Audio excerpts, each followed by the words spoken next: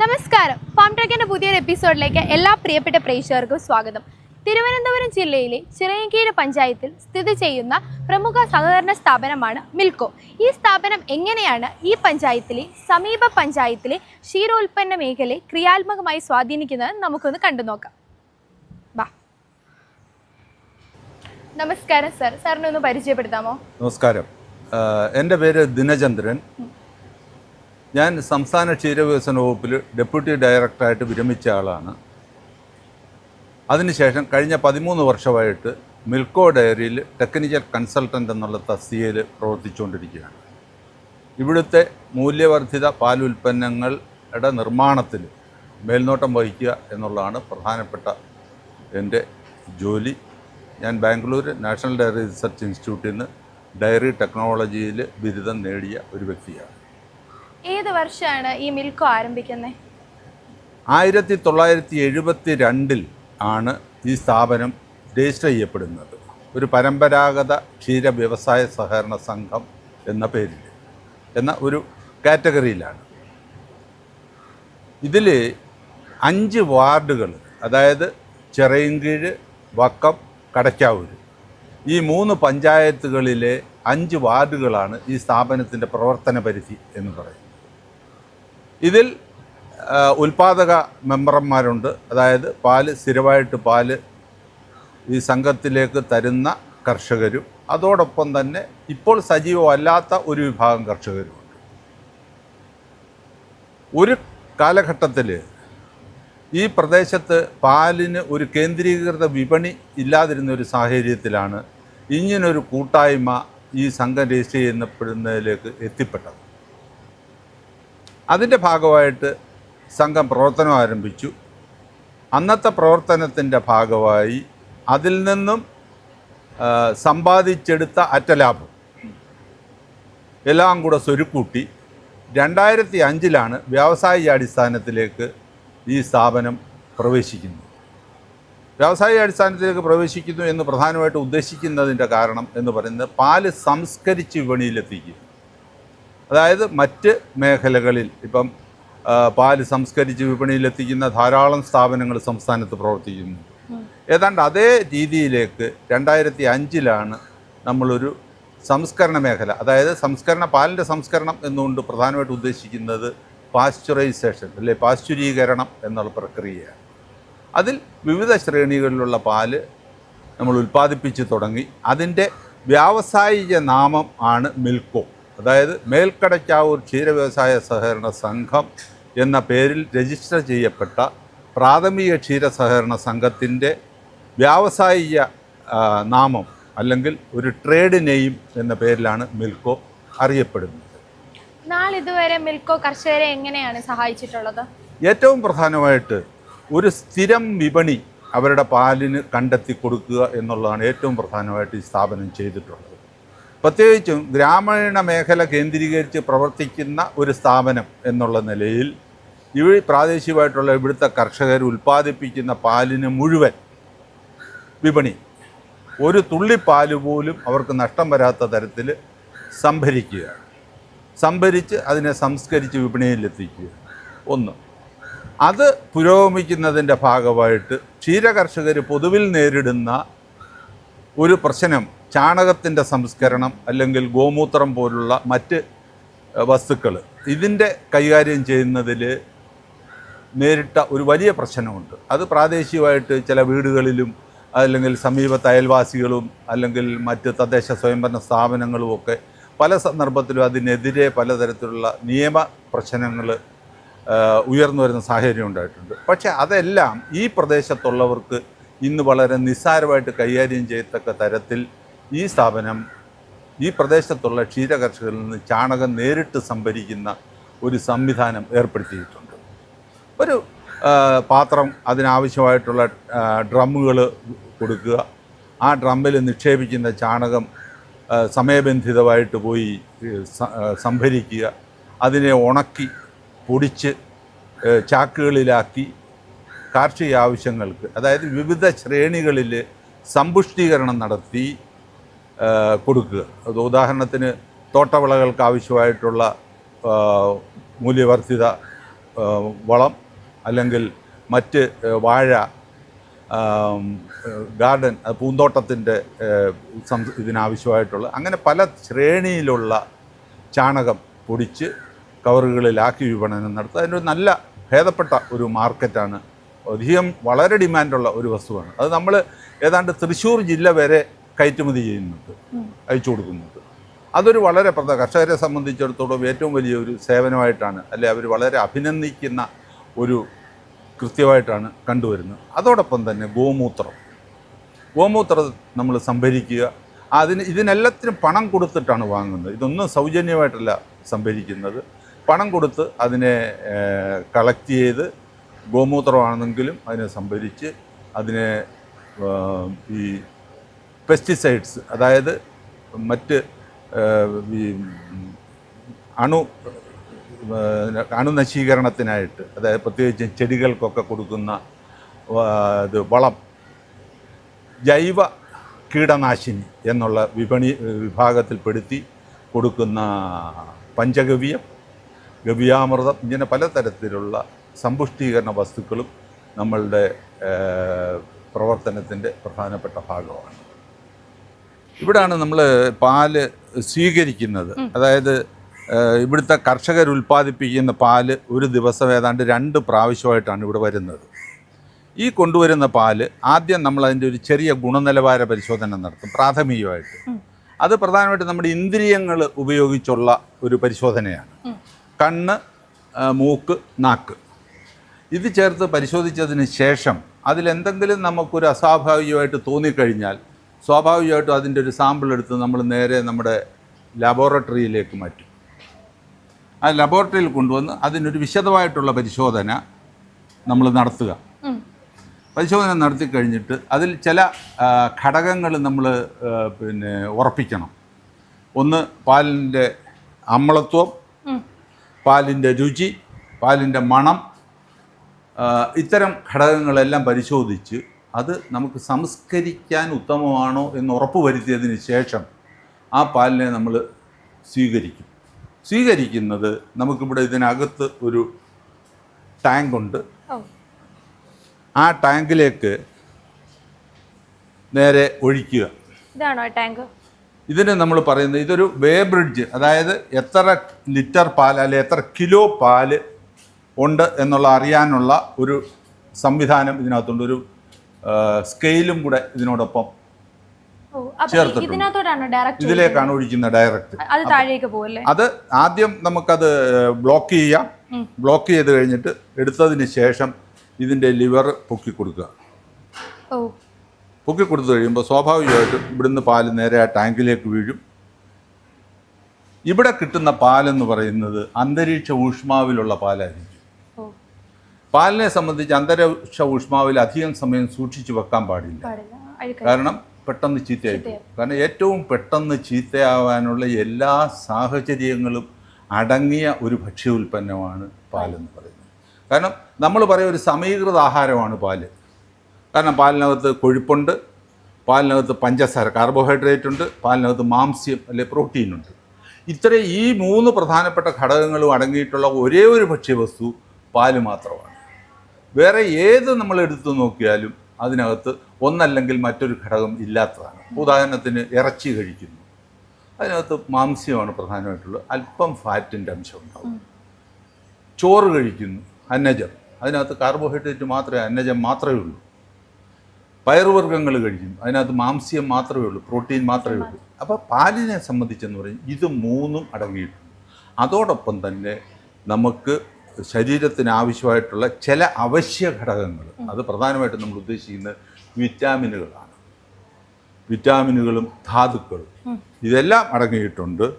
ആ അടങ്ങിയിട്ടുള്ളത് കൊണ്ട് പാല് വളരെ പെട്ടെന്ന് കേടാവാനുള്ള എല്ലാ സാധ്യതയുണ്ട്. കാരണം പാലിനകത്ത് വേണ്ട 88% ജലാംശമാണ്. ബാക്കി 12% മാത്രമേ ഉള്ളൂ ഖരപദാർത്ഥം. ഈ ഖരപദാർത്ഥങ്ങൾ ഉള്ളത് കാരണം അതും ജലാംശം കൂടെ ചേർന്നതായതുകൊണ്ട് വളരെ പെട്ടെന്ന് അണുക്കൾ, സൂക്ഷ്മജീവികൾ വളരെ ശക്തമായിട്ട് പ്രവർത്തിച്ച് പാലിനെ കേടാക്കും.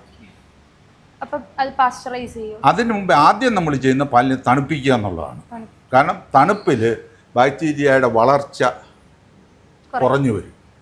കാരണം സാധാരണഗതിയിൽ അന്തരീക്ഷ ഊഷ്മാവിൽ വളരെ പെട്ടെന്ന് ഒരു ബാക്ടീരിയ 2 ആവും, 2 4 ആവും, 4 8 ആവും, 8 16 ആവും, 16 32 അങ്ങനെയാണ് ഇത് മൾട്ടിപ്ലൈ ചെയ്യുന്നത്. അതിനനുകൂലമായിട്ടുള്ള ഒരു ഊഷ്മാവ് ഉണ്ടെങ്കിൽ സ്വാഭാവികമായിട്ടും വളരെ ഫാസ്റ്റായിട്ട് അത് മൾട്ടിപ്ലൈ ചെയ്യും. എന്നാൽ തണുത്ത അന്തരീക്ഷത്തിൽ അതിൻ്റെ വളർച്ച മുരടിക്കും. അതുകൊണ്ടാണ് നമുക്ക് 72 മണിക്കൂർ വരെ പാല് തണുപ്പിൽ സൂക്ഷിക്കാം എന്ന് നിയമപരമായിട്ട് അംഗീകരിച്ചിട്ടുള്ളത്. അതിനുശേഷമാണ് നമ്മളതിൻ്റെ ഗുണനിലവാരങ്ങളെല്ലാം പരിശോധിച്ച് നമ്മുടെ ഫുഡ് സേഫ്റ്റി നിയമത്തിൽ അനുശാസിക്കുന്ന തരത്തിലുള്ള ഗുണനിലവാരം തയ്യാറാക്കിയാണ് നമ്മളതിനെ സംസ്കരിക്കുന്നത് അല്ലെങ്കിൽ പാശ്ചറൈസ് ചെയ്യുന്നത്. അപ്പോൾ സാറ് പറഞ്ഞല്ലോ പാല് തണുപ്പിക്കുമെന്ന്. ഇനി തണുപ്പിച്ച് കഴിഞ്ഞിട്ട് ഇനി കൂടുതൽ നേരം നമുക്ക് സൂക്ഷിക്കാൻ ഇനി അടുത്ത ഏത് പ്രക്രിയ? തണുപ്പിച്ച് കഴിഞ്ഞാൽ പോലും ഈ പാലിനകത്ത് നമ്മളുടെ മനുഷ്യൻ്റെ ആരോഗ്യത്തിന്, കാരണം ഇതൊരു പശുക്കളിൽ നിന്നോ എരുമയിൽ നിന്നോ കറന്നെടുക്കുന്ന പാലാണ്. അപ്പോൾ അത്തരം പാലിനകത്ത് നമ്മളുടെ ആരോഗ്യത്തിന് ദോഷകരമായിട്ടുള്ള പല വസ്തുക്കളും ഉണ്ടാകാനുള്ള സാധ്യതയുണ്ട്. ആ ഒരു മുൻകരുതൽ കണക്കിലാക്കി നമ്മൾ ആ ഒരു മുൻകരുതൽ എന്നുള്ള നിലയിൽ നമ്മൾ ആദ്യം ചെയ്യുന്നതെന്ന് പറഞ്ഞാൽ ഈ കിട്ടുന്ന പാലിൻ്റെ ഒരു പരിശോധന, വിശദമായിട്ടുള്ള പരിശോധന, അതിനകത്ത് എത്ര കൊഴുപ്പുണ്ട്, എത്ര കൊഴുപ്പിതര ഖരപദാർത്ഥങ്ങളുണ്ട്, അത്തരം ഗുണനിലവാരം, അതിൻ്റെ രാസപരമായിട്ടുള്ള ഗുണനിലവാരം മുഴുവൻ പരിശോധിച്ചതിന് ശേഷം നമ്മൾ അതിനെ വിപണിയിൽ ഇറക്കത്തക്ക തരത്തിൽ ക്രമീകരിക്കുക. ഉദാഹരണത്തിന് ടോണ്ട് മിൽക്കിന് 3% കൊഴുപ്പ്, 8.5% കൊഴുപ്പിതര ഖരപദാർത്ഥം. ആ രീതിയിൽ അതിനെ ശാസ്ത്രീയമായിട്ട് കണക്ക് കൂട്ടി തയ്യാറാക്കിയിട്ട് അതിനെ നമ്മൾ സംസ്കരിക്കുക, പാശ്ചറൈസ് ചെയ്യും. പാശ്ചറൈസ് ചെയ്യുന്നതുകൊണ്ട് പ്രധാനമായിട്ട് ഉദ്ദേശിക്കുന്നതെന്ന് പറഞ്ഞാൽ നമ്മളുടെ ആരോഗ്യത്തിന് ഹാനികരമായിട്ടുള്ള എല്ലാ തരത്തിലുള്ള സൂക്ഷ്മജീവികളെയും നശിപ്പിക്കുക. പ്രധാനമായിട്ടും രോഗം പരത്തുന്ന അണുക്കൾ, അതിലേറ്റവും പ്രധാനമായിട്ടുള്ളത് ക്ഷയരോഗാണുക്കളാണ്. പാൽ അടങ്ങിയിട്ടുണ്ടെങ്കിൽ ക്ഷയരോഗാണുക്കളാണ് നമ്മുടെ പാശ്ചറൈസേഷൻ്റെ ഊഷ്മാവിനെ നിയന്ത്രിക്കുന്ന പ്രധാനപ്പെട്ട ഘടകം. നമ്മൾ അതിൻ്റെ ഊഷ്മാവ് നിശ്ചയിച്ചിരിക്കുന്നത് ക്ഷയരോഗാണുക്കളുടെ ഡെത്ത് ടെമ്പറേച്ചറാണ്. കാരണം അതിന് 71.2 ഡിഗ്രി സെൻറ്റിഗ്രേഡിൽ 15 സെക്കൻഡ് സമയം വേണം അതിനെ നശിപ്പിക്കാനായിട്ട്. അതുകൊണ്ട് നമ്മൾ ചെയ്യുന്നത് 72.5 ഡിഗ്രി സെൻറ്റിഗ്രേഡിൽ 15 സെക്കൻഡ് ഹോൾഡ് ചെയ്ത് കഴിഞ്ഞാൽ ആ പാല് അണുവിമുക്തമായി എന്നുള്ളതാണ്. അപ്പോൾ പാശ്ചറൈസ് ചെയ്യുമ്പോൾ സ്വാഭാവികമായിട്ടും രോഗം പരത്തുന്ന അണുക്കൾ പൂർണ്ണമായിട്ടും, ബാക്കി മറ്റ് പാലിനെ ചീത്തയാക്കുന്ന അണുക്കളെ ഭാഗികമായിട്ട് നശിപ്പിക്കുക. ഇതാണ് ആ പ്രക്രിയയാണ് നമ്മളിവിടെ ചെയ്യുന്നത്. അങ്ങനെ പാശ്ചറൈസ് ചെയ്യാനായിട്ട് നമ്മൾ ഉപയോഗിക്കുന്ന 1 മണിക്കൂറിൽ 5000 ലിറ്റർ പാല് സംസ്കരിക്കാനുള്ള ഒരു പാശ്ചറൈസേഷൻ ഉപകരണമാണ് നമുക്കുള്ളത്. ഇതിന് പറയുന്നത് ഹൈ ടെമ്പറേച്ചർ ഷോർട്ട് ടൈം പാശ്ചറൈസേഷൻ അല്ലെങ്കിൽ STST എന്നാണ് പറയുന്നത്. ഈ ഉപകരണം എന്ന് പറയുന്നത് പാലിനകത്തുള്ള കൊഴുപ്പ് നീക്കം ചെയ്യാൻ ഉപയോഗിക്കുന്ന ക്രീം സെപ്പറേറ്ററാണ്. ഇത് നമുക്ക് അധികമുള്ള കൊഴുപ്പ് നീക്കം ചെയ്യുക, അതിനെ നമ്മൾ മറ്റ് ഉൽപ്പന്നങ്ങൾക്ക് വേണ്ടിയിട്ട് ഉപയോഗിക്കുക. ഐസ്ക്രീം, നെയ്യ്, അതിനൊക്കെ വേണ്ടിയിട്ടുള്ള കൊഴുപ്പ് ആയിട്ട് മാറ്റിയെടുക്കുക. ഈ ഉപകരണത്തിൻ്റെ പേര് ഹോമോജിനൈസർ എന്ന് പറയും. ഇത് പാലിനകത്തുള്ള കൊഴുപ്പ് മുകളിൽ വന്ന് അടിയുന്നത് തടയുന്നതിനായിട്ട്, പാലിനകത്തുള്ള കൊഴുപ്പിൻ്റെ കണികകളെ പൊട്ടിക്കാനായിട്ട് ഉപയോഗിക്കുന്ന ഒരു വലിയ പ്രഷറിൽ പ്രവർത്തിക്കുന്ന ഒരു ഉപകരണമാണ് ഇതിൻ്റെ പേര് ഹോമോജിനൈസർ എന്ന് പറയുന്നത്. ഇവിടുന്ന് തയ്യാറാക്കി സംസ്കരിച്ചെടുക്കുന്ന പാലാണ് നമ്മൾ ഈ ഫില്ലിംഗ് മെഷീനിലേക്ക് പോകുന്നത്.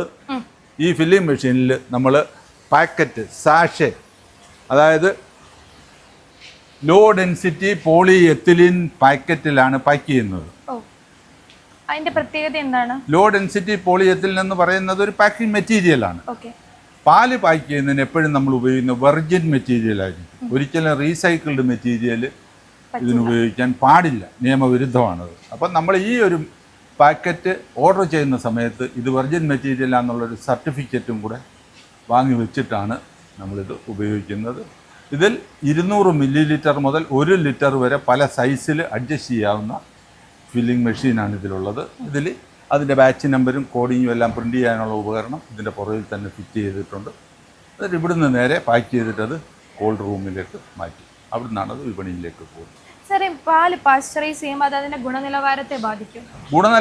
ഊഷ്മാവിൻ്റെ കാര്യത്തിൽ വളരെ നിഷ്കർഷ ഉണ്ടായിരിക്കണം. കാരണം 72.5 അല്ലെങ്കിൽ 75 കൂടുതൽ യാതൊരു കാരണവശാലും കൂട്ടാൻ പാടില്ല. കാരണം 75 കൂടിക്കഴിഞ്ഞാൽ ഇത് നിയമപരമായിട്ട് നിരോധിച്ചിട്ടുള്ളതാണ്. ലോകവ്യാപകമായിട്ട് പാലിൻ്റെ പാസ്ചറൈസേഷൻ ടെമ്പറേച്ചർ ഇതിൽ കൂടാൻ പാടില്ല. പ്രധാനപ്പെട്ട കാരണം പാലിനകത്തുള്ള വിറ്റാമിൻ സി നശിച്ചു പോവും കൂടിയാൽ. അത് ഒഴിവാക്കാൻ വേണ്ടിയിട്ടാണ് ആ ടെമ്പറേച്ചർ ഊഷ്മാവ് നമ്മൾ ഉറപ്പിച്ചിരിക്കുന്നത്. യാതൊരു കാരണവശാലും അത് വലിയ വികസിത രാജ്യങ്ങളിലൊക്കെ കൃത്യമായിട്ട് വന്നത് പരിശോധിക്കാനായിട്ടുള്ള സംവിധാനങ്ങളുണ്ട്. ഏത് ടെമ്പറേച്ചറിലാണ് ഇത് ഓടിയത് എന്നുള്ളത് പരിശോധിക്കാനുള്ള സംവിധാനങ്ങളുണ്ട്. യാതൊരു കാരണവശാലും ഇത് കൂടാൻ പാടില്ല. കൂടിയ ഗുണം നശിക്കും. നമ്മൾ തിളപ്പിച്ചു കഴിഞ്ഞാൽ ചില മാംസ്യങ്ങളും നശിച്ചു പോകും. പ്രത്യേകിച്ചും വേ പ്രോട്ടീൻ. അതിപ്പോൾ നമ്മൾ ലോങ് ടൈം, അതായത് ഹൈ ടെമ്പറേച്ചർ ബോയിൽ ചെയ്യുന്ന പാലിനകത്ത് പിന്നെ വേ പ്രോട്ടീൻ എന്ന് പറയുന്ന ഘടകം നശിച്ചു പോകും. മൊത്തം മാംസ്യത്തിൻ്റെ 20% വേ പ്രോട്ടീനാണ്. ഈ വേ പ്രോട്ടീൻ ഉയർന്ന ഊഷ്മാവിൽ നശിച്ചു പോകുന്ന ഒരു വസ്തു. അതുകൊണ്ടാണ് നമ്മൾ പാക്കറ്റിലൊക്കെ വരുന്ന അമൂലിൻ്റെയൊക്കെ ഗുഡ് ഡേ അതിലൊന്നും വേ പ്രോട്ടീൻ കാണത്തില്ല. ടോട്ടലി വേ പ്രോട്ടീൻ ഫ്രീ ആയിരിക്കും. വൈറ്റമിൻ സിയും കാണത്തില്ല. ടെമ്പറേച്ചർ കുറഞ്ഞു പോയി കഴിഞ്ഞാൽ ഈ അണുക്കൾ മരിക്കത്തില്ല. അത് മരിച്ച ടെമ്പറേച്ചർ കുറഞ്ഞാൽ ഈ മിൽക്ക് ഫോർവേഡ് പോകത്തില്ല. ആ ഉപകരണത്തിന് അങ്ങനെ ഒരു സംവിധാനമുണ്ട്. ഫ്ലോ ഡൈവേർഷൻ വാൽവ് എന്ന് പറഞ്ഞിട്ടൊരു സംവിധാനമുണ്ട്. ഈ ടെമ്പറേച്ചർ എപ്പോൾ താഴ്ന്നു കഴിഞ്ഞാൽ ഫ്ലോ ഡൈവേർട്ട് ചെയ്യും. ഒരിക്കലും നമ്മുടെ പാസ്ചറൈസ്ഡ് മിൽക്ക് അതിന് ഫെയിൽ സേഫ് മെത്തേഡ് എന്നാണ് പറയുന്നത്. ആ മെത്തേഡ് ഒരു തുള്ളി പാല് പോലും അൺപാസ്ചറൈസ്ഡ് ആയിട്ടുള്ള പാസ്ചറൈസ്ഡ് മിൽക്കിനോടൊപ്പം പോകത്തില്ല.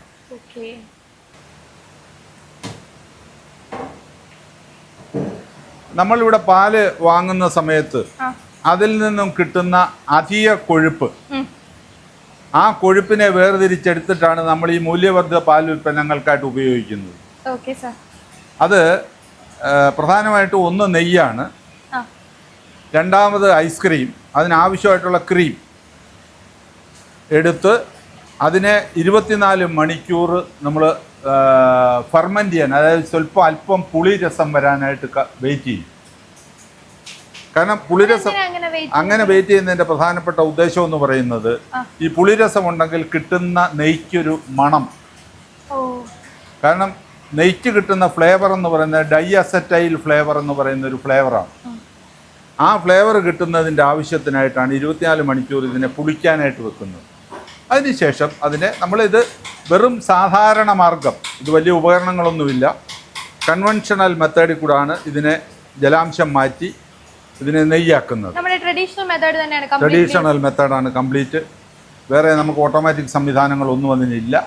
എന്നാൽ വലിയ വലിയ ഡയറി പ്ലാന്റുകളിൽ പലയിടത്തും അത് ഉണ്ട് തന്നെ. ഒരു സ്റ്റേജ്, അതെ, ഒരു സ്റ്റേജ് കഴിയുമ്പോൾ ഇതിനകത്തുള്ള ഗീ റെസിഡ്യൂവിന് ഒരു പ്രത്യേക നിറം വരും, ഒരു ബ്രൗൺ നിറം. അതോടൊപ്പം തന്നെ ഈ നെയ്യ് പൂർണ്ണമായിട്ട് തെളിയും. ആ തെളിഞ്ഞു കഴിഞ്ഞാൽ അതിനെ നമ്മൾ അരിച്ചെടുത്തിട്ട് ഒരു ദിവസം അതേ രീതിയിൽ തന്നെ വെച്ചിരിക്കണമെന്നാണ്. കാരണം അങ്ങനെ വെച്ചിരിക്കുന്നത് കൊണ്ട് വരുന്നതെന്ന് പറഞ്ഞാൽ ഗ്രാനുലേഷൻ എന്ന് പറയുന്ന ഒരു രീതി ഉണ്ടാകും. അതായത് ഇതിനകത്ത് നെയ്ക്കകത്ത് ഗ്രാന്യൂൾസ് ഉണ്ടാവണം, തരിതരി പോലെ വരണം. ആ തരിതരി പോലെ വരുന്നത് ഏതാണ്ട് 24 മുതൽ 48 മണിക്കൂർ വരെ അന്തരീക്ഷ ഊഷ്മാവിൽ സൂക്ഷിക്കും. അങ്ങനെ ചെയ്ത നെയ്യാണോ ഇത്? അങ്ങനെ, അതെ, ഇത് കഴിഞ്ഞ ദിവസം തയ്യാറാക്കിയ നെയ്യാണിത്.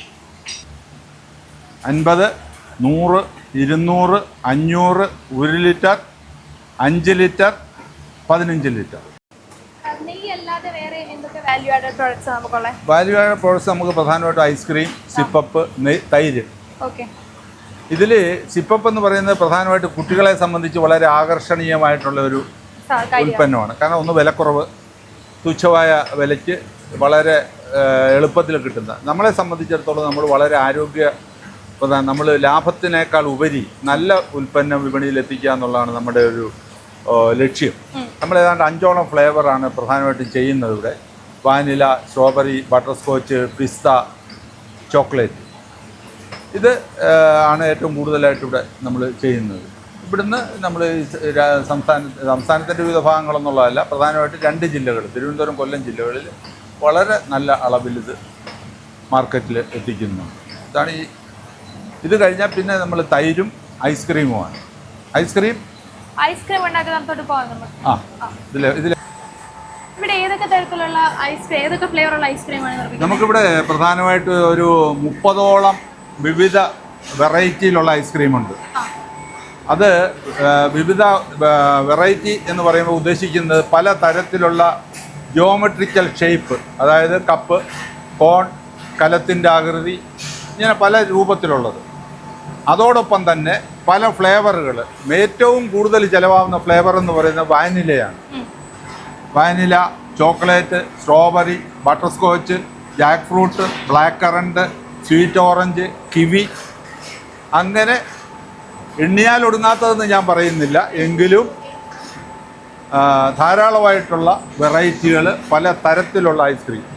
നമ്മളെ സംബന്ധിച്ചെന്ന് നമ്മുടെ ഐസ്ക്രീമിൻ്റെ ഏറ്റവും പ്രധാനപ്പെട്ട പ്രത്യേകത എന്ന് പറയുന്നത് നമ്മൾ പാലിനകത്തെ കൊഴുപ്പാണ് ഉപയോഗിക്കുന്നത്. പാലിലെ കൊഴുപ്പ് ഉപയോഗിച്ചെങ്കിൽ മാത്രമേ ആ ഉൽപ്പന്നത്തിന് ഐസ്ക്രീം എന്നുള്ള പേര് പറയാൻ പറ്റൂ. അല്ലാതെ സസ്യ എണ്ണകൾ അതായത് വെജിറ്റബിൾ ഓയിൽ ഉപയോഗിച്ച് ധാരാളം ഉൽപ്പന്നങ്ങൾ വിപണിയിൽ എത്തുന്നുണ്ട്. ഡെസേർട്ട്, അതിന് നമ്മൾ പറയുന്നത് ഫ്രോസൺ ഡെസേർട്ട് എന്നുള്ള പേരിലാണ്. അതിൽ ഒരിക്കലും ഐസ്ക്രീം എന്നുള്ള പേരെഴുതാൻ പാടില്ല. ഇപ്പം നമ്മളെ സംബന്ധിച്ച് നമ്മൾ ശുദ്ധമായ ഐസ്ക്രീമാണ് ഉണ്ടാക്കുന്നത്. 10% കൊഴുപ്പ് അടങ്ങിയിട്ടുള്ള ഐസ്ക്രീം. പലതരത്തിലുള്ള ഐസ്ക്രീമുണ്ട്. ഏതാണ്ട് 4 ഇനത്തിലുള്ള bar items: chocolate, mango, strawberry, apple, 4 bar items. ഇതെല്ലാം നമ്മുടെ ഉൽപ്പന്നങ്ങളുടെ ശ്രേണിയിലുള്ളതാണ്. ഇത് നമ്മൾ സ്റ്റാർട്ട് ചെയ്യുന്നത് 2012-ലാണ്. എന്തുകൊണ്ടാണ് വാല്യൂ ആഡഡ് പ്രോഡക്ട്സിലോട്ടൂടെ തിരിഞ്ഞത്? മൂല്യവർദ്ധിത പാൽ ഉൽപ്പന്നങ്ങളിലേക്ക് തിരിയാനുണ്ടായ പ്രധാനപ്പെട്ട കാരണം എന്ന് പറയുന്നത് ലാഭം തന്നെയാണ്. പാലായിട്ട് വിപണനം ചെയ്തു കഴിഞ്ഞാൽ സാധാരണഗതിയിൽ ശരാശരി ലാഭം എന്ന് പറയുന്നത് ഒരു 3% ഉള്ളൂ. അതിൽ നിന്നും വ്യത്യസ്തമായിട്ട് ഏറ്റവും കൂടുതൽ ലാഭം തരുന്ന പാൽ ഉൽപ്പന്നങ്ങളെന്ന് പറയുന്നത് തൈരും ഐസ്ക്രീമുമാണ്. നെയ്യ്, പാൽപ്പൊടി, ഇതിനൊന്നും താരതമ്യേന ലാഭത്തിൻ്റെ അംശം വളരെ കുറവാണ്. പിന്നെ അധികം വരുന്ന ഉൽപ്പന്നങ്ങളെ ഉപ ഉൽപ്പന്നങ്ങളാക്കി മാറ്റാനായിട്ട് വേണ്ടിയിട്ടാണ് അത് ഉപയോഗിക്കുന്നത്. അങ്ങനെയാണ് 2012 നമ്മൾ ഐസ്ക്രീമിൻ്റെ വിപണന രംഗത്തേക്ക് തിരിഞ്ഞത്. ഒരു ഭേദപ്പെട്ട വിപണി വിഹിതം നമുക്കിവിടെ കിട്ടിത്തുടങ്ങി. നമ്മുടെ സക്സസിന്റെ ഒരു കൂടുതൽ വരുമാനം എത്തുന്നത് വാല്യൂ ആഡഡ് പ്രോഡക്ട്സ്. ഉറപ്പായിട്ടും, തീർച്ചയായിട്ടും എല്ലാ മേഖലകളിലും വാല്യൂ ആഡഡ് പ്രോഡക്ട്സ് അല്ലെങ്കിൽ മൂല്യവർദ്ധിത ഉൽപ്പന്നങ്ങളുടെ ഒരു പ്രത്യേകത എന്ന് പറയുന്നത് ലാഭം കൂടുതൽ കിട്ടുക എന്നത് തന്നെയാണ്. അത് നമ്മളെ സംബന്ധിച്ചും അത് അർത്ഥവത്തായിട്ടുള്ള ഒരു കാര്യമാണ്. നമ്മളിത് എവിടെയൊക്കെയാണ് മാർക്കറ്റ് ചെയ്യുന്നത്? നമ്മൾ പ്രധാനമായിട്ടും തിരുവനന്തപുരം, കൊല്ലം, പത്തനംതിട്ട ജില്ലകൾ, ഈ 3 ജില്ലകളിലാണ് പ്രധാനമായിട്ടും പാൽ ഉൽപ്പന്നങ്ങളും നമ്മൾ മാർക്കറ്റ് ചെയ്യുന്നത്. പിന്നെ മറ്റ് കാർഷിക ഉൽപ്പന്നങ്ങൾ നമ്മൾ തൃശ്ശൂർ ജില്ല വരെ, അതായത് ചാണകം, മറ്റേ ജൈവ കീടനാശിനി, ഇതെല്ലാം തൃശ്ശൂർ ജില്ല വരെ നമ്മൾ എത്തിക്കുന്നു. സാധാരണ മേഖലയിലുള്ള ഒരു വലിയൊരു സക്സസ് തന്നെയാണല്ലോ ഇപ്പൊ മിൽക്കോയുടെ വളർച്ച എന്ന് പറയുന്നത്. തീർച്ചയായിട്ടും. കാരണം ഇതുപോലെ പിച്ച വെച്ച് വരുന്ന ഒരുപാട് സംരംഭങ്ങളുണ്ട്. അവയോടൊക്കെ സാറിന് എന്താണ് ഒരു ഗൈഡൻസ് കൊടുക്കാനുള്ളത്? കാരണം ഒരു കാലത്തും നഷ്ടം വരാത്ത ഒരു വ്യവസായമാണ് ഭക്ഷ്യ വ്യവസായം. അത് പാലായാലും പാലുൽപ്പന്നങ്ങളായാലും ഏതായാലും. അപ്പോൾ അതുമായിട്ട് നമ്മൾ താരതമ്യപ്പെടുത്തുമ്പോൾ പാലിൻ്റെ വിപണി ഒരിക്കലും നശിക്കുന്ന ഒരു വിപണിയല്ല. അതിന് എത്ര പാൽ ഉൽപ്പാദിപ്പിച്ചാലും അതിനെല്ലാം മാർക്കറ്റ് കിട്ടും. അതിൽ ഉപഭോക്താക്കൾ ആഗ്രഹിക്കുന്നത് ഏറ്റവും നല്ല പാലുൽപ്പന്നങ്ങൾ ഏറ്റവും ഭംഗിയായ രീതിയിൽ അതിന് യുക്തമായിട്ടുള്ള പാക്കിങ്ങിൽ വിപണിയിൽ എത്തിക്കുക എന്നുള്ളതാണ്. അത് ലഭിച്ചു കഴിഞ്ഞാൽ യാതൊരു കാരണവശാലും ഇത് പരാജയപ്പെടത്തില്ല. അങ്ങനെ പരാജയപ്പെട്ട ചരിത്രം വളരെ അപൂർവമായിട്ട് മാത്രമേ ഉള്ളൂ. സർ, ഇവിടെ ധാരാളം കുട്ടികൾ ഇന്റേൺഷിപ്പിനായിട്ട് വരുന്നുണ്ടല്ലേ? ഇവിടെ ഏതൊക്കെ ഫീൽഡിലാണ് ഇന്റേൺഷിപ്പ് കൊടുക്കുന്നത്? ഇവിടെ പ്രധാനമായിട്ടും food science, quality control, dairy science, microbiology, engineering. ഇത് നമ്മളെ ഒരു സേവനത്തിൻ്റെ ഭാഗമായിട്ടാണ് നമ്മൾ ഇത് ചെയ്യുന്നത്. ധാരാളം കുട്ടികൾ കേരളത്തിലെ അകത്തുനിന്നും പുറത്തുനിന്നും പല കോളേജുകളിൽ നിന്നും യൂണിവേഴ്സിറ്റിയിൽ നിന്നും ധാരാളം കുട്ടികൾ ഇവിടെ വരുന്നുണ്ട്. അവർക്ക് 15 ദിവസം, 1 മാസം, 3 മാസം, അങ്ങനെ പല തരത്തിലുള്ള ഇൻറ്റേൺഷിപ്പ് ചെയ്യുന്നുണ്ട്. അത് നമ്മളെ സംബന്ധിച്ചിടത്തോളം നമ്മളുടെ പ്രവർത്തനത്തിൻ്റെ ഒരു നല്ല ഘടകം അല്ലെങ്കിൽ ഒരു പൊൻതൂവലായിട്ടാണ് നമ്മൾ കണക്കാക്കുന്നത്. അവർക്കെല്ലാം ഇത് കഴിയുമ്പോൾ സർട്ടിഫിക്കറ്റ് കൊടുത്തവർ വിടുന്നുണ്ട്. ഇപ്പോഴും ഒരു ബാച്ച് ചങ്ങനാശ്ശേരി NSS ഹിന്ദു കോളേജിലെ BSc food processing and quality control വിഭാഗത്തിലെ കുട്ടികൾ 22 പേര് ഇപ്പോൾ ഇവിടെ ഇൻറ്റേൺഷിപ്പ് ചെയ്തുകൊണ്ടിരിക്കുകയാണ്. അവരും നമ്മളുടെ ഈ സ്ഥാപനത്തിൻ്റെ ഒരു ഘടകമായിട്ട് ഇപ്പോൾ പ്രവർത്തിച്ചുകൊണ്ടിരിക്കുകയാണ്. ഓക്കെ സാർ, അപ്പോൾ ഇത്രയും നേരം നമ്മളോടൊപ്പം സമയം ചെലവഴിച്ചെല്ലാം പറഞ്ഞു തന്നതിന് താങ്ക്സ്. ഇതാണ് ഈ പ്രസ്ഥാനത്തിൻ്റെ പ്രസിഡന്റ് പഞ്ചമം സുരേഷ് സാർ. സാർ, ഇത്രയും വലിയൊരു സക്സസ്ഫുൾ ആയിട്ടുള്ള പ്രസ്ഥാനത്തിൻ്റെ പ്രസിഡന്റ് ആയിട്ടിരിക്കുകയാണല്ലോ താങ്കൾ. അപ്പം എങ്ങനെയാണ് ഇതിൻ്റെ ഭാവി പദ്ധതികൾ? കർഷകരുടെ ഉന്നമനമാണ് പ്രധാന ലക്ഷ്യം. അവരുടെ ജീവിത നിലവാരം ഉയർത്താനും ഈ മേഖലയിൽ നിന്ന് ആരും വിട്ടുപോകാതെ, ഇപ്പോൾ പൊതുവിൽ കാർഷിക രംഗത്ത് നമുക്കെല്ലാം അറിയാവുന്നതുപോലെ പലരും വിട്ടുപോകുന്നൊരു സാഹചര്യമാണ്. ഈ രംഗത്ത് പിടിച്ചു നിൽക്കാൻ കഴിയാത്ത രീതിയിലുള്ള സാമ്പത്തിക ബുദ്ധിമുട്ടുകളും അവരുടെ പാലിന് വില കിട്ടാതെ ഒരു അവസ്ഥയുണ്ട്. അപ്പോൾ അതുകൊണ്ട് അവരെ എത്രത്തോളം ഇതിനെ അടുപ്പിക്കാനും പുതിയ തലമുറയെ, യുവതലമുറയെ കൂടി ഇതിലോട്ട് കൊണ്ടുവരാനുള്ള ശ്രമം നമ്മൾ നടത്തുന്നുണ്ട്. അതിൻ്റെ ഒരു പ്രധാന പദ്ധതി നമ്മളിപ്പോൾ തുടങ്ങി വെച്ചിട്ടുണ്ട്. അതൊരു കമ്മ്യൂണിറ്റി ഡയറി എന്നാണ്. അപ്പോൾ ഒരു വീട്ടിലൊരു പശുവിനെ വളർത്തിയാൽ അതിൻ്റെ വേസ്റ്റുകളൊക്കെ എടുക്കാനൊക്കെ ബുദ്ധിമുട്ടുന്ന തലമുറയാണ്. വിദ്യാഭ്യാസമുള്ള കുട്ടികളായതുകൊണ്ട് അവരെ കൂടി ഇതിൽ പങ്കാളികളാവാനും ഒരു കേന്ദ്രത്തിൽ തന്നെ ഒരു 100 പശുവിനെയൊക്കെ വളർത്തി പിന്നെ അതിൻ്റെ മൊത്തം ഒരു മാനേജ്മെൻറ്റ് സെറ്റിലാക്കിക്കൊണ്ട് ഒരു പദ്ധതിയാണ് ആലോചിക്കുന്നത്. പുതിയൊരു പദ്ധതിയാണ്. അത് സർക്കാർ പോലും ഇപ്പോൾ അതിനെ ആലോചിക്കുന്നതാണ് പറയുന്നത്. അപ്പോൾ അതാണ് നമ്മൾ പല പരീക്ഷണവും ഈ മേലെ നടത്തിയവരാണ്. കിടാരി പാർക്ക് സംസ്ഥാനത്ത് ആദ്യമായിട്ട് കിടാരി പാർക്ക് കൊണ്ടുവന്ന് നമ്മളാണ്. 100 പശുക്കുട്ടിയെ വളർത്തി അതിനെ കർഷകർക്ക് വളർത്തി ഗർഭം ധരിപ്പിച്ച് പ്രസവിച്ച് കൊടുക്കുന്ന സ്കീമായിരുന്നു. അത് നമ്മൾ നടത്തി. ഇപ്പോൾ സർക്കാർ വേറെ സ്ഥലത്തൊക്കെ തുടങ്ങിയിട്ടുണ്ട്. എന്നാലും തുടക്കം നമ്മളായിരുന്നു. അതിൻ്റെ പരീക്ഷണം നമ്മളാണ് എടുത്ത് വിജയിപ്പിച്ചു കൊടുത്തത്. അതുപോലെ ATM, ഇന്ത്യയിൽ തന്നെ ആദ്യമായിട്ട് മിൽക്ക് ATM തുടങ്ങിയതും നമ്മുടെ സ്ഥാപനമാണ്. അതുകൊണ്ട് തന്നെ നമ്മൾ കുറച്ചുകൂടി ഈ പ്രചാരം കിട്ടാനും പിന്നെ ശ്രദ്ധ പിടിച്ചു പറ്റാൻ കഴിയും. അതുപോലെ മിൽക്കിൻ്റെ ബൈ പ്രോഡക്റ്റ് എന്തൊക്കെ പദ്ധതി നമ്മൾ വീണ്ടും വീണ്ടും അത് നിർമ്മിക്കാൻ കഴിയുമെന്നുള്ള ഒരു പരീക്ഷണ ഘട്ടത്തിലാണ് നമ്മൾ. അതിൻ്റെ പല മിൽക്ക് ഹൽവ ഇവിടെ ഉണ്ടാക്കുന്നുണ്ട്. അതൊരു പാല്, തൈര്, ഇതൊക്കെ നമ്മുടെ പറഞ്ഞു കാണും, സാറ് പറഞ്ഞു കാണുമല്ലോ, ഉൽപ്പന്നങ്ങളെ കുറിച്ചൊക്കെ പറഞ്ഞിട്ടുണ്ട്. അപ്പോൾ അതിന് എല്ലാത്തിൻ്റെയും അടിസ്ഥാന ഒരു ലക്ഷ്യം എന്ന് പറയുന്നത് കർഷകരുടെ രക്ഷയാണ്. അവരുടെ കൂടുതൽ കൊണ്ടുവന്ന് അവർ വരുമാനം വർദ്ധിപ്പിക്കാനും ജീവിത സാഹചര്യം, അതിൽ കൂടി തൊഴിൽ സംരംഭങ്ങൾ ഇഷ്ടം പോലെ പിന്നെ യുവാൾക്ക് തൊഴിൽ നൽകാനുള്ള പദ്ധതി കൂടി നമ്മൾ ആലോചിക്കുന്നതാണ്. ഇവിടെ ഒരു നേരിട്ട് തന്നെ ഒരു 150ഓളം പേർക്ക് നമ്മൾ തൊഴിൽ കൊടുക്കുന്നുണ്ട്. അല്ലാതെ നമ്മൾ ഇൻഡയറക്റ്റ് ആയിട്ട് ഈ ഡ്രൈവർമാർ, സെയിൽസ് ഏജൻറ്റ്, മറ്റു കടകൾ അങ്ങനെയൊക്കെ ഇന്ത്യൻ ഔട്ട്ലെറ്റിലൊക്കെ ഇട്ട് 10,000-20,000-30,000 പേര് ഈ സ്ഥാപനം കൊണ്ട് നേരിട്ടും അല്ലാതെയും ജീവിച്ചു പോകുന്നൊരു സ്ഥിതി നമുക്കുണ്ട്. അതിൽ നമുക്ക് അഭിമാനിക്കുക. കാര്യം നമ്മുടെ എങ്ങനെ കഷ്ടപ്പെട്ട് ആയാലും ഇവർക്ക് ഇവിടെ നിലനിർത്തുക, അവരെ ശമ്പളം കൊടുക്കുക, ഈ മേഖല ഒന്ന് സജീവമാക്കുക. പിന്നെ അതിനൊക്കെ ഉപരി ഉള്ള ഒരു പ്രധാന പോയിന്റ് എന്ന് പറയുന്നത് യാതൊരു മായവും ചേർക്കാത്ത നല്ല ജനങ്ങൾക്ക് ഉപയോഗിക്കാൻ കഴിയുന്ന തരത്തിലുള്ള പ്രോഡക്റ്റ് കൊടുക്കുക എന്നുള്ളതാണ്. അത് പക്ഷേ മറ്റ് പല കമ്പനിയും ചെയ്യുന്നത് ശരിക്കും ജനങ്ങളെ പറ്റിക്കുന്നൊരു സ്ഥിതിനകത്തുണ്ട്. ഇപ്പോൾ ഐസ്ക്രീം ഒന്നും എഴുതാത്ത കമ്പനിയാണ് ഐസ്ക്രീം. കസ്റ്റമർ ചെയ്യുന്നൊരു ഐസ്ക്രീം തരാനാണ് പറയുന്നത്. പക്ഷേ ഐസ്ക്രീം എന്താണെന്ന് മനസ്സിലാക്കാത്തൊരവസ്ഥ. അക്കാര്യത്തിൽ പാലിൻ്റെ കാര്യത്തിൽ നമ്മൾ കഴിഞ്ഞ ദിവസം ഒരു കമ്പനിയുടെ പേര് ഞാൻ പറയുന്നില്ല, ഇപ്പോൾ ഒരു പാലിൻ്റെ ഒരു വലിയ വാർത്ത വന്നു. ഒരു 3-4 ഒരാഴ്ച കഴിഞ്ഞിട്ട് പോലും 10 ദിവസം കഴിഞ്ഞിട്ട് ആ പാലിന് യാതൊരു കേടുമില്ലാത്തൊരവസ്ഥ വന്നു കണ്ടുപിടിച്ച്.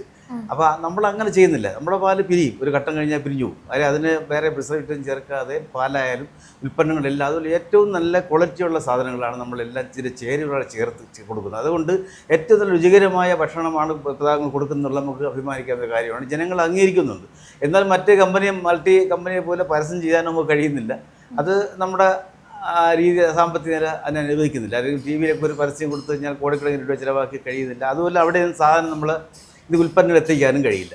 അങ്ങനെ ഒരു പക്ഷേ നമ്മളെ ഈ സാധനങ്ങൾ, നമ്മുടെ ഉൽപ്പന്നങ്ങൾ അത് കഴിച്ചതിന് ശേഷം നമുക്ക് അഭിപ്രായം പതി കിട്ടുന്നൊരു പരസ്യമാണ്. ഇപ്പോൾ കല്യാണം പോലുള്ള വിശിഷ്ട ചടങ്ങുകളെല്ലാം വന്ന് സ്പെഷ്യലായിട്ട് നമ്മളിവിടുത്തെ ഉൽപ്പന്നം മാത്രം കാറ്ററിങ് കൊടുത്താൽ പോലും അതെല്ലാം ഒഴിവാക്കി അവരില്ലാത്ത നമ്മുടെ സാധനം ഏതൊക്കെ ഉണ്ടോ അത് ഒഴിച്ച് കാറ്ററിങ് കൊടുക്കുകയും ഇവിടെ അങ്ങനെ ഒരു ജനങ്ങളുടെ ഒരു താല്പര്യം ഈ സ്ഥാപനത്തിൽ വന്നത് നമുക്ക് അഭിമാനിക്കുന്ന കാര്യമാണ്. തുടർന്ന് ഇത് തന്നെയാണ് നമ്മൾ ഉദ്ദേശിക്കുന്നത്. ഈ കമ്മ്യൂണിറ്റി ഡയറി കൊണ്ടുവന്നുകൊണ്ട് പല സ്ഥലങ്ങളിലായി അവരുടെ കർഷകരുടെ ഇതിന് യോജിക്കുന്ന സ്ഥലം കണ്ടുപിടിച്ചുകൊണ്ട് പുൽവടത്തൽ നടത്തിക്കൊണ്ടും അവരുടെ യുവാക്കളുടെ മുടക്കുമുതൽ കൂടുതൽ ഇത് കൊണ്ടുവന്ന് അവരെ തൊഴിൽ സംരംഭരാക്കി മാറ്റുകയും എന്നാൽ അവർക്ക് മറ്റ് ബുദ്ധിമുട്ടുകളും അല്ലെങ്കിൽ വൈറ്റ് കോളർ ബുദ്ധിമുട്ടുകൾ ഉണ്ടാകാത്ത തരത്തിൽ ചെയ്യാൻ കഴിയും. പാലുൽപാദനം വർദ്ധിപ്പിക്കാനും സർക്കാരിൻ്റെ പോളിസി തന്നെയാണ്.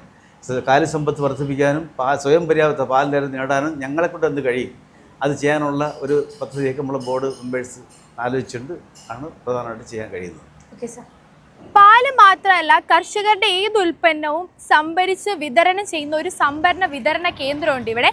അത് കാണാം നമുക്ക്.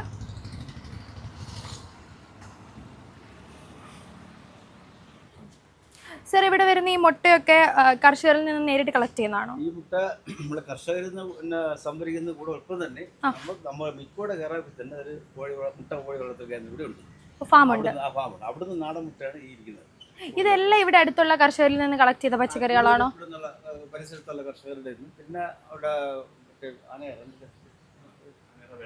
വേൾഡ് മാർക്കറ്റിൽ നിന്നുള്ള നാടൻ പച്ചക്കറി സാധനം ഉൾപ്പെടെ അവിടെ ഡെയിലി നമ്മൾ പോയി കളക്ട് ചെയ്യുന്നു. അപ്പൊ നമ്മൾ പോയി കളക്ട് ചെയ്യുമോ അതോ അവരിവിടെ കൊണ്ടുതരുമോ? ഞങ്ങൾ പോയി കളക്ട് ചെയ്യുന്നുണ്ട്. കർഷകർ ഇവിടെ കൊണ്ടുവരുന്നവരുണ്ട്, ഇല്ലാതെ നമ്മുടെ വാഹനം ഇങ്ങനെ പ്രാദേശികമായിട്ട് മറ്റു വിൽപ്പന നടത്തുമ്പോൾ ആ വണ്ടി തന്നെ ഈ സാധനം കളക്ട് ചെയ്ത് അവരെ കൂടുതൽ സൗകര്യമായിട്ട് അവരുടെ വീടിൻ്റെ അടുത്ത് നിന്ന് സാധനങ്ങൾ കളക്ട് ചെയ്യുന്നത്. അപ്പൊ അവർക്ക് അതിനനുസരിച്ചുള്ള ഒരു വിലയും കിട്ടുമല്ലേ? മാർക്കറ്റിലുള്ള ന്യായമായ വില തന്നെയാണ് കൊടുക്കുന്നത്. അപ്പൊ ഒരിക്കലും ഇവിടെ ആ പ്രദേശത്ത് അടുത്തുള്ള കർഷകർക്ക് അവരുടെ സാധനങ്ങൾ വിറ്റുപോകാതെ ഒരു വിഷമിക്കേണ്ട ഒരു അവസ്ഥ സംഭവം വിഷമേ ഇല്ല. അത് പാല് തൊട്ട് അങ്ങോട്ടുള്ള എല്ലാ സാധനങ്ങളും അങ്ങനെ ഒരു വലിയ കേന്ദ്രം, ഒരു ആശ്രയ കേന്ദ്രമായിട്ടാണ് നമ്മൾ ഈ പ്രവർത്തിക്കുന്നത്. വർഷത്തിൽ എല്ലാ ദിവസവും ഇത് പ്രവർത്തിക്കും. എല്ലാ ദിവസവും. ഇത് എത്ര വർഷമായി ഇപ്പൊ ഈ ഒരു രീതി കൊണ്ട് ആരംഭിച്ചിട്ട്? 50ാം വാർഷിക ബന്ധപ്പെട്ടാണ് ഈ ഒരു സ്ഥാപനം നമ്മൾ ആരംഭിച്ചത്. 50ാം വാർഷികം മേൽക്കണിക്കാവ് ക്ഷീര വ്യവസായ സംഘത്തിന് 50 വർഷം കഴിഞ്ഞു. 72 അപ്പൊ 50ാം വാർഷികം ആഘോഷിക്കുന്നതോടൊപ്പമാണ് നമ്മുടെ ഒരു സമ്മാനമായിട്ട് ജനങ്ങൾക്ക് ഉൾപ്പെടുത്താണ് ഈ സംഭരണ വിതരണ കേന്ദ്രം. അപ്പൊ 2 വർഷത്തോളമായിട്ട് ഇപ്പൊ ഇത് പ്രവർത്തിക്കുന്നത് 1.5-2 വർഷമായിട്ട് പ്രവർത്തിക്കുന്നത്. പാല് മാത്രമല്ല ചാണകവും ഗോമൂത്രവും വരെ വില നൽകിയാണ് മിൽക്കോ സംഭരിക്കുന്നത്. ക്ഷീരോൽപ്പന്ന മേഖലയിൽ വളരെ മാതൃകാപരമായ അഭിനന്ദനാർഹമായ പ്രവർത്തനങ്ങളാണ് മിൽക്കോ കാഴ്ചവെക്കുന്നത്. വീണ്ടും പുതിയ കാർഷിക വിശേഷങ്ങളുമായി ഫാം ട്രക്കിൻ്റെ അടുത്ത എപ്പിസോഡിൽ കാണാം.